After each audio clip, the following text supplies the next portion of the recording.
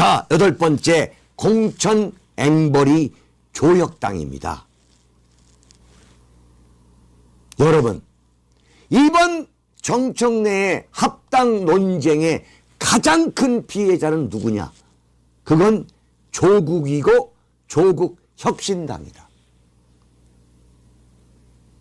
이대로 가면, 네? 지금 조국이가 당대표로 복귀하면서 선언한 게 뭐냐? 이번 6.3 지방자치단체 선거에서 국민의힘의 의석을 0으로 만들겠다. 0으로 만들겠다.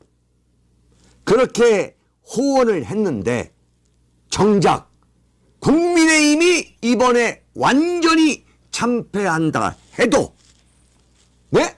참패한다고 쳐도 조국혁신당이 이번 지방선거에서 사실상 정당으로서 소멸될 위기에 놓여 있다. 사실상 소멸될 위기. 그러다 보니까 계속 조국혁신당은 민주당한테 마치 앵벌이 하듯이 조국 대표의 단체장 또는 국회의원 배지를 보장하라는 식의 앵벌이 전략으로 가고 있는.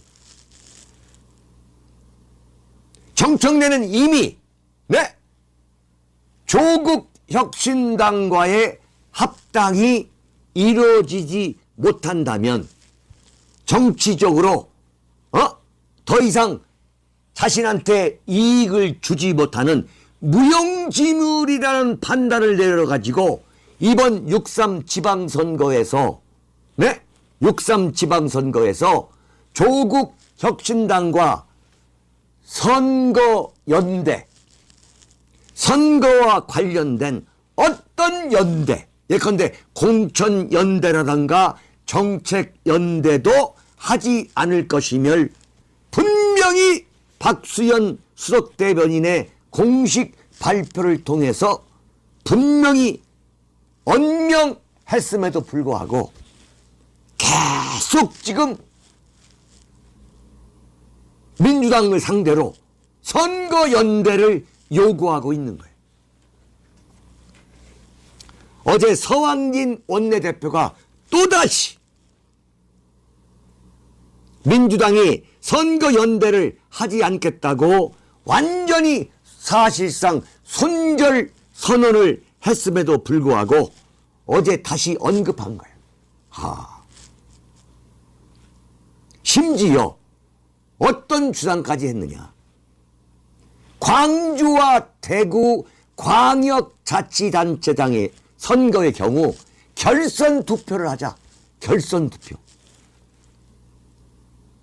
그러면 자, 광주와 대구에 조국혁신당이 공천을 해가지고 1차 투표에서 과연 결선 투표를 할 수 있을 까지, 그 수준까지 조국혁신당이 광주와 대구에서 득표할 자신이 있느냐 이거야.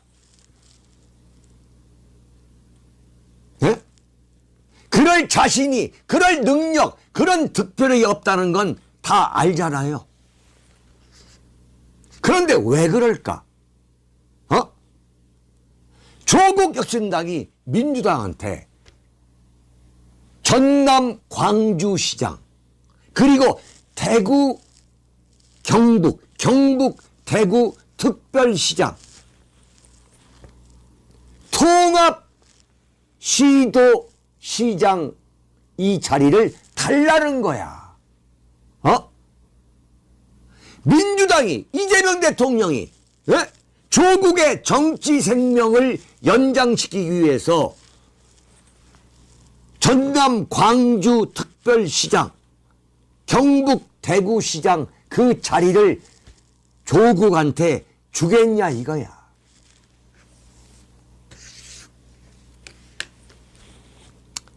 한국갤럽의 여론조사를 따라 보면은 여러분, 부울경에서 민주당이 39%, 민주당이, 국민의힘이 24%, 그 다음에 조국혁신당이 4%.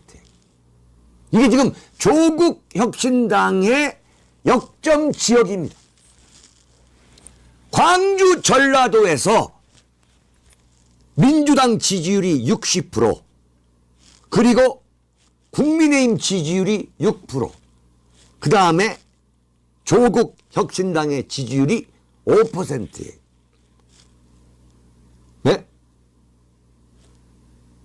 지금 전국 지지율은 조국혁신당이 2%에 불과합니다.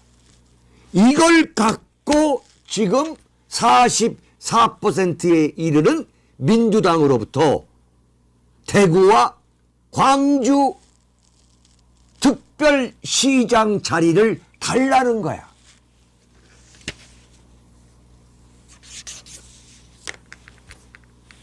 지금 조국혁신당이 이렇게 무너진 것은 온전하게 조국 대표의 자업자득이죠.